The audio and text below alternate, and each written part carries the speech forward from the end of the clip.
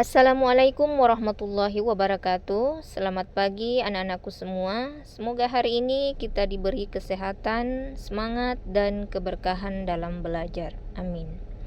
Alhamdulillah, kita dapat berkumpul lagi untuk melanjutkan pembelajaran. Mari kita mulai dengan hati yang penuh semangat dan siap menyerap ilmu yang bermanfaat. Adapun materi kita hari ini yakni perubahan fisika dan perubahan kimia. Tujuan dari pembelajaran ini, yang pertama, kita dapat mengetahui pengertian dari perubahan fisika dan perubahan kimia.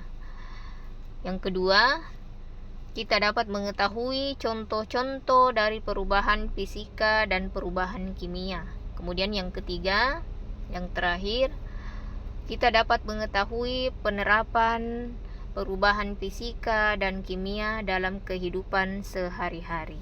Anak-anakku sekalian, perlu kita ketahui bahwa perubahan fisika dan kimia ini merupakan konsep dasar dalam ilmu kimia yang menjelaskan bagaimana zat mengalami perubahan. Memahami konsep ini penting untuk memahami dunia di sekitar kita. Bagaimana zat itu bereaksi dan bagaimana kita dapat memanfaatkan perubahan tersebut untuk berbagai keperluan. Nah, mari kita bahas lebih lanjut tentang kedua jenis perubahan ini. Definisi dari perubahan fisika. Perubahan fisika adalah perubahan yang terjadi pada zat tanpa menghasilkan zat baru. Artinya apa?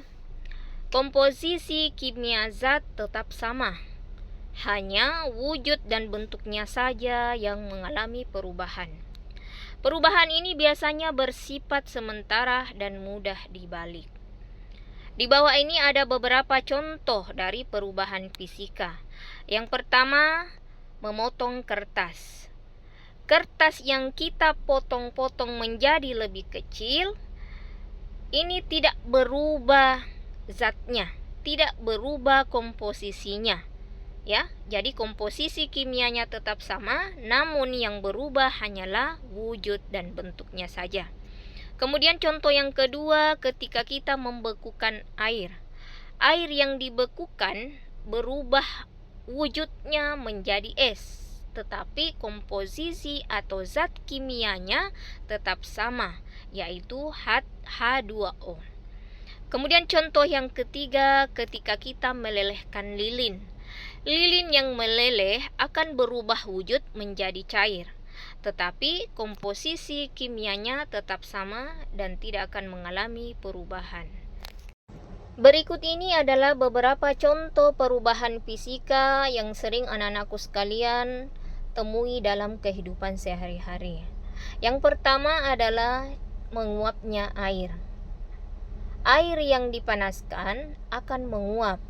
Jadi ketika kita memanaskan air di dalam panci, kita panaskan terlalu lama, maka air itu akan menguap, berubah wujud menjadi gas.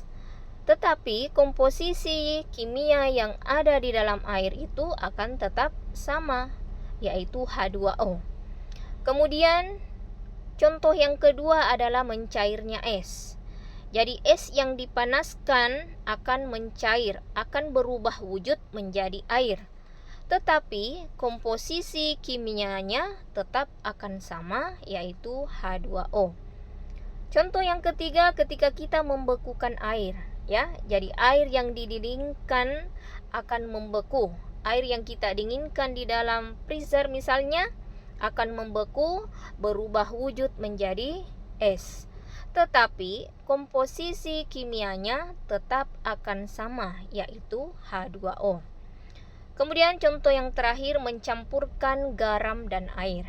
Ya, jadi garam yang kita larutkan dalam air itu akan larut. Ya, dia akan larut di dalam air. Tetapi apa? Tetapi komposisi kimianya itu akan tetap sama, dia tidak akan berubah, ya. Garam itu akan tetap mengandung yang namanya NaCl. Jadi ini adalah salah satu contoh dari perubahan fisika. Baik anak-anakku sekalian, kita lanjut pada perubahan kimia. Perubahan kimia adalah perubahan yang terjadi pada zat yang menghasilkan zat baru dengan komposisi yang berbeda. Perubahan ini biasanya disertai dengan pelepasan atau penyerapan energi yang bersifat permanen. Ya, jadi perubahan kimia ini kebalikan dari perubahan fisika tadi. Perubahan kimia ini dia merubah komposisi atau zat yang ada di dalam benda tersebut. Kemudian di bawah ini ada ciri-ciri dari perubahan kimia. Yang pertama adalah terbentuknya zat baru. Zat yang dihasilkan memiliki sifat dan komposisi kimia yang berbeda dari zat awal. Kemudian ciri yang kedua, terjadinya perubahan warna. Zat yang dihasilkan memiliki warna yang berbeda dari zat awal. Kemudian ciri yang ketiga, terjadinya pelepasan atau penyerapan energi. Perubahan kimia seringkali disertai dengan pelepasan atau penyerapan energi yang dapat berupa panas, cahaya, atau berupa suara. Kemudian sulit dibalik. Jadi sulit dibalik dalam artian di sini tuh sifatnya permanen ya. Perubahan kimia ini umumnya sulit dibalik dan membutuhkan proses kimia yang berbeda untuk mengembalikan zat ke bentuk awalnya. Kemudian contoh dari perubahan kimia. Berikut ini beberapa contoh perubahan kimia yang sering kita temui dalam kehidupan sehari-hari. Yang pertama itu adalah pembakaran kayu. Kayu yang dibakar akan berubah menjadi abu, asap, dan gas karbon dioksida. Proses ini menghasilkan zat baru dengan komposisi kimia yang berbeda dari kayu, ya. Kemudian ada perkaratan besi. Besi yang terkena udara dan air akan berkarat. Karat adalah oksidasi besi, yaitu zat baru yang memiliki sifat dan komposisi kimia yang berbeda dari besi. Kemudian pembusukan pada buah, ya. Buah yang membusuk akan mengalami perubahan kimia karena bakteri atau jamur yang menguraikan zat organik dalam buah menghasilkan zat baru dengan bau dan rasa yang berbeda. Jadi contoh-contoh ini sering kita temui dalam kehidupan kita sehari-hari. Lanjut, penerapan perubahan fisika dan kimia dalam kehidupan sehari-hari. Perubahan fisika dan kimia ini memiliki banyak aplikasi dalam kehidupan sehari-hari. Ya, jadi mulai dari kegiatan memasak hingga industri manufaktur. Berikut ini beberapa contohnya. Yang pertama, memasak, ya. Memasak melibatkan perubahan fisika dan kimia.